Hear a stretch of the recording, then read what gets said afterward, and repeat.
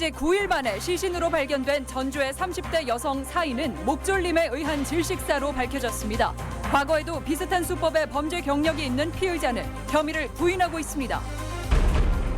횡령 혐의로 구속 수감된 한 장애인 협회장의 항소심에서 1심과 비슷한 수준의 징역형이 내려졌는데 시민단체는 수사 단계에서부터 비리가 있었다고 주장하고 있습니다. 전북의 식품 산업은 건강기능식품이나 펫푸드 같은 고부가 가치 분야가 취약해 연구개발과 대규모 투자 등을 통한 산업구조의 고도화가 필요하다는 지적입니다. 여러분 안녕하십니까? 전주 MBC 뉴스데스크입니다. 실종된 지 9일 만에 시신으로 발견된 30대 여성의 사인이 목졸림에 의한 질식사로 밝혀졌습니다. 피의자는 약을 먹어 기억이 안 난다며 끝까지 발뺌하고 있지만 경찰은 혐의 입증을 자신하고 있습니다. 허현우 기자입니다. 지난 14일 밤 10시 40분쯤 전주의 한 초등학교 앞 도로. 검은색 차량 한 대가 길 옆에 차를 세우고 5분가량 머무릅니다. 조수석에서 모자와 마스크를 쓴 여성이 내리려다 다시 차량 안으로 끌려가더니 몇 분 뒤 차량이 유턴을 해 사라집니다. 어제 오후 진안의 한 천변에서 실종 9일 만에 시신으로 발견된 여성의 마지막 모습이었습니다. 부검 결과 사인은 경부 압박에 의한 질식사로 밝혀졌습니다. 피의자 A씨는 피해자를 살해한 뒤 피해자 계좌에 있던 48만 원을 이체하고 금팔찌를 빼앗은 것으로 드러났습니다. 피의자가 이용했던 차량입니다. 남아있는 혈흔으로 보아 시신을 트렁크로 옮겨 반나절 이상 시신 유기 장소를 찾았던 것으로 보입니다. 경찰은 피해자를 성폭행한 정황은 보이지 않는다며 도박 빚을 진 A씨가 경제적인 문제로 피해자를 살해한 것으로 보고 있습니다. 피의자는 인터넷 도박 등으로 빚이 많았기 때문에 금전 관계로 살해를 했을 가능성이 많다고 판단이 됩니다. 범행을 끝까지 부인하고 있는 A씨는 과거에도 비슷한 범죄로 유죄 판결을 받아 실형을 살았던 것으로 알려졌습니다. 시신이 발견된 장소에 들렀다는 사실은 인정했지만 아내가 처방받은 우울증 약을 먹어 기억이 나지 않는다고 진술했습니다. 검거 직전 특정 약을 검색한 것으로 보아 심신미약을 주장하려 한다는 의심이 가는 대목입니다. 피의자는 처음부터 범행을 부인하고 있으나 우리가 수집한 증거로 충분히 입증이 가능하다고 생각이 됩니다. 경찰은 강도살인 혐의로 구속된 A씨에 대해 시신 유기 혐의를 추가하고 여죄를 추궁하고 있습니다.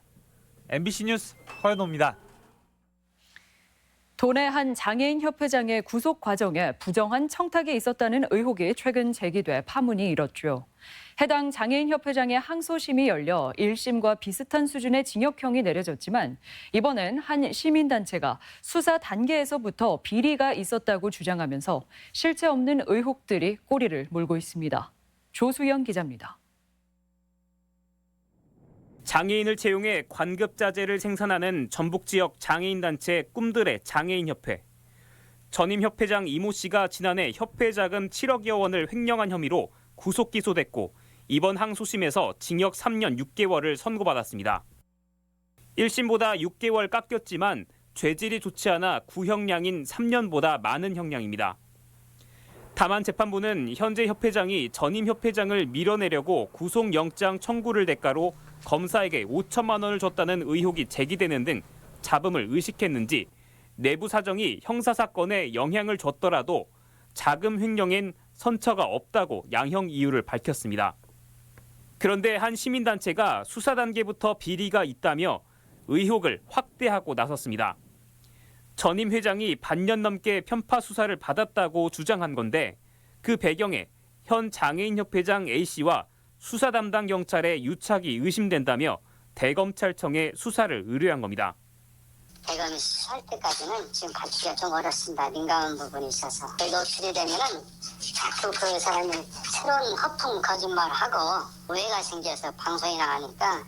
하지만 전임 협회장이 이미 수사 단계부터 줄곧 제기한 사안으로 경찰 유착과 도청 공무원의 연루 의혹까지 나왔지만 검찰은 이미 무혐의 결론을 내린 상태입니다. 제가 변호사무장을 했었잖아요. 영장 발부한 거, 영장 발부해서 영장 올린 것은 검사가 따지는 것은 법원에다 물어보면 알아요. 누구 영장으로 들어왔냐고. 제가 변호사는 30년 동안 직원들 안 쓰고 있잖아요. 그것은. 법원 판결이 나와도 이딴 폭로에 실타래가 풀리지 않는 한 장애인협회장 거액 횡령 사건의 현주소입니다. MBC 뉴스 조수영입니다. 수십억 원의 학교 자금을 빼돌린 완산학원 설립자가 2심에서도 중형을 선고받았습니다. 광주고법 전주재판부는 특정 경제범죄법상 횡령 혐의로 구속 기소된 완산학원 설립자 김태훈 씨의 항소심에서 징역 7년과 추징금 34억 원을 선고한 원심을 유지했습니다. 김 씨는 지난 10년 동안 각종 시설 공사 예산을 부풀려 집행해 차액을 남기고 교사들의 인사 과정에 개입해 대가를 받는 등 53억 원 상당을 가로챈 혐의로 구속됐습니다. 전북의 주력 산업인 식품 산업은 빠르게 성장하고 있지만 대다수가 영세해 부가가치는 크지 않은데요. 오늘은 식품 산업을 집중 조명해 봅니다. 먼저 전북 식품 산업이 얼마나 성장했는지 이창익 기자입니다. 식품 산업은 전라북도의 3대 성장 동력 중 하나입니다. 2010년대 들어 전북의 식품 산업은 빠르게 성장하고 있습니다. 2010년도 전북 지역의 식품 산업 출하액은 5조 8천억 원, 2018년에는 8조 6천억 원으로 커졌습니다. 연평균 증가율은 5.1%로 제조업 전체의 연평균 증가율인 1.5%에 비해 월등히 높습니다. 전북 지역 식품산업 출하액이 제조업에서 차지하는 비중은 20.8%로 화학물질과 화학 제품에 이어 두 번째로 높습니다. 전국적으로도 경기도와 충북, 충남에 이어 네 번째인데 이들 지역에서는 식품산업 비중이 감소하는 추세인 반면 전북은 꾸준히 늘고 있습니다. 관련 사업체 수도 2010년 276개에서 2018년 361개로 8년간 85개 회사가 새로 생겼고 종사자도 2010년 14,000명에서 2018년 19,000명으로 늘었습니다. 제조업에서 차지하는 종사자 비중은 21.3%로 제조업 종사자 10명 중 2명 이상이 식품 산업에 일할 정도로 전북의 주력 산업으로 성장하고 있습니다. MBC 뉴스 이창익입니다. 이렇듯 전북의 식품 산업은 곡물이나 육류를 1차 가공하는 기업의 비중은 높지만 건강기능식품이나 펫푸드 같이 부가가치가 높은 분야는 아직 취약합니다. 계속해서 마재호 기자입니다. 스위스 루가노에 있는 파마톤이라는 제약회사입니다. 스위스는 인삼 한 뿔이 나지 않는 나라지만 이 회사는 진사나라는 인삼 가공 제품으로 해마다 30억 달러가 넘는 매출을 올리고 있습니다. 이처럼 건강기능식품의 부가가치는 막대하며 시장도 해마다 커지고 있습니다. 하지만 건강기능식품 시장에서 전북 지역 업체의 매출액은 전국 대비 2.3%에 불과합니다. 20%대인 충남과 강원, 충북과는 비교조차 할 수 없는 수준입니다. 간편식품 시장도 부가가치가 높지만 도내 업체의 매출액이 전국에서 차지하는 비중은 7.3%에 그치고 있습니다. 최근 빠르게 성장하고 있는 애완동물 사료 생산량도 전북이 차지하는 비중은 5.6%에 불과하고 대부분 충남과 인천에서 생산되고 있습니다. 전라북도의 식품 산업이 곡물이나 육류 등 원재료를 기반으로 하는 1차적인 가공 수준에 머물고 있기 때문입니다. 예를 들어서 뭐 간편식품이라든지 뭐 건강기능식품이라든지 아니면 맞춤형 특수식품이라든지 뭐 이런 최근에 이제 좀 대두되고 있는 분야들이 많이 있는데 그런 부분에 있어서는 좀 전북 지역이 상대적으로는 좀 미흡한. 또 도내 식품산업업체는 92%가 10인 미만의 영세업체라는 점도 원인으로 꼽히고 있습니다. 식품산업이 전북의 주력 산업으로 확고하게 자리 잡기 위해서는 연구개발과 대규모 투자 등을 통한 산업 구조의 고도화가 필요합니다. MBC 뉴스 마재호입니다. 농작물의 저온 피해 면적이 증가하고 있습니다.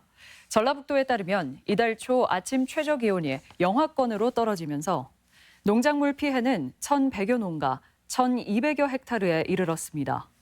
피해 면적은 과수농가가 집중된 무주와 장수가 각각 437헥타르와 248.5헥타르로 나타났으며 도는 다음 달 말까지 정밀 조사를 벌여 재해 복구비와 경영자금을 지원할 계획입니다.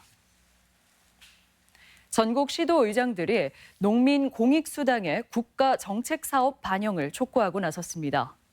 전국시도의장협의회는 임시회를 열고 농촌은 산업화와 개방화로 흔들리고 있어 농민 생존권 보장을 위해 정부가 농민 공익수당을 추진해야 한다며 건의문을 채택했습니다.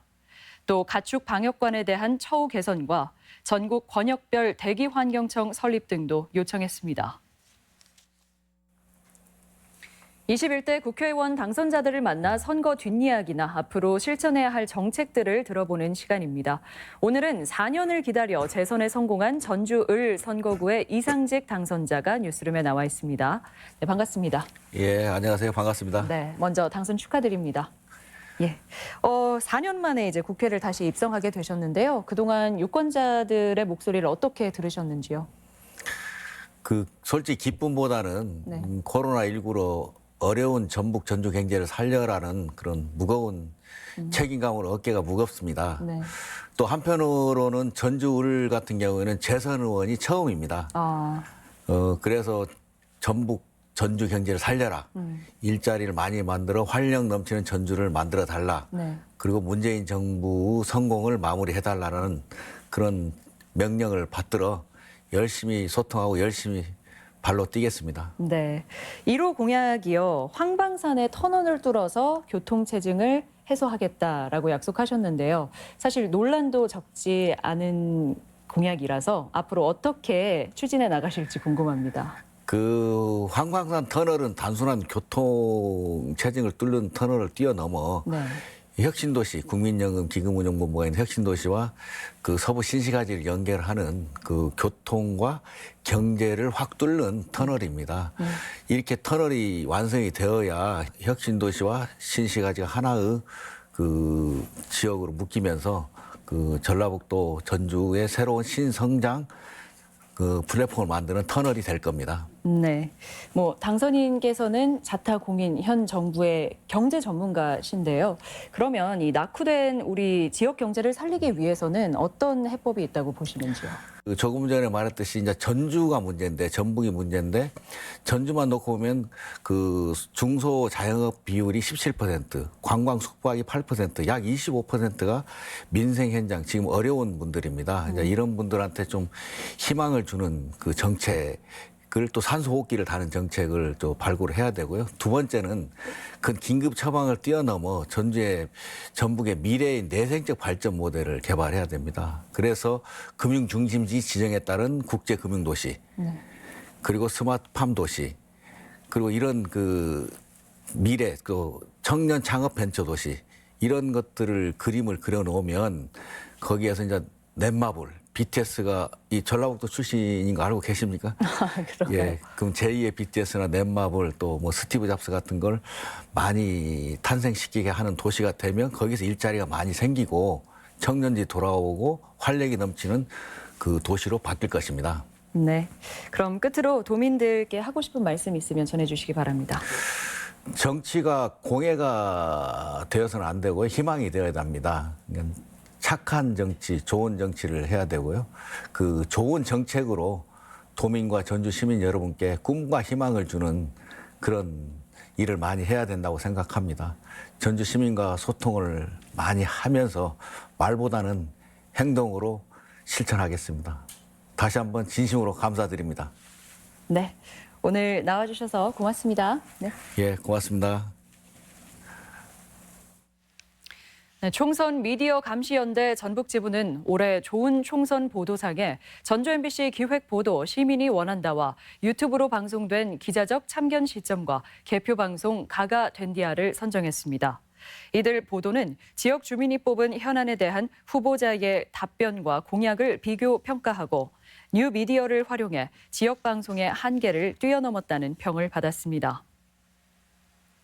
한국 프로축구연맹은 오늘 이사회를 열어 5월 8일 전주 월드컵 경기장에서 전북 현대와 수원 삼성이 K리그 공식 개막전을 치르기로 결정했습니다. 당분간 경기는 관중 없이 치러지며 올해 K리그는 2월 29일 막을 올릴 예정이었으나 코로나19 대유행으로 개막이 무기한 연기됐습니다. 전주시가 2021년 전주 정원 박람회를 앞두고 준비에 나섭니다. 전주시는 오늘 시의원과 화훼 전문가로 구성된 2021 전주 정원박람회 조직위를 출범시켜 정책과 실행 방안을 준비하기로 했습니다. 또 박람회 개최와 함께 도심 자투리 공간을 정원으로 활용하는 등 지속 가능한 박람회 방안을 모색해 나갈 계획입니다. 전주시가 영화의 거리 입구인 오거리 문화광장을 문화예술공연 거점 공간으로 조성합니다. 전주시는 오는 5월부터 오거리 문화광장에 전주 티켓박스를 운영합니다. 전북권 뉴스였습니다.